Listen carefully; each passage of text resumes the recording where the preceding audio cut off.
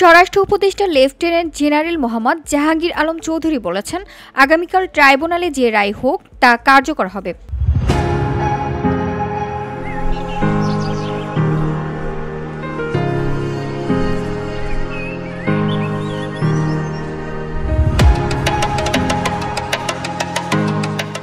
রবিবার দুপুরে বরিশাল পুলিশ লাইন্সে আইনশৃঙ্খলা বাহিনী সহ মাঠ প্রশাসনের শীর্ষ কর্মকর্তাদের সঙ্গে বৈঠক শেষে তিনি এসব কথা বলেন। স্বরাষ্ট্র উপদেষ্টা বলেন, নির্বাচনকে সামনে রেখে মাঠ প্রশাসককে ঢেলে সাজানো হয়েছে। বর্তমান আইন শৃঙ্খলা পরিস্থিতি খুব ভালো কিংবা খুব মন্দ নয়, মাঝামাঝি পর্যায়ে শৃঙ্খলা পরিস্থিতি রয়েছে।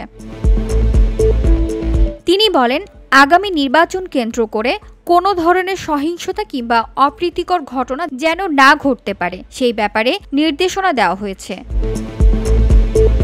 VOD Bangla news desk.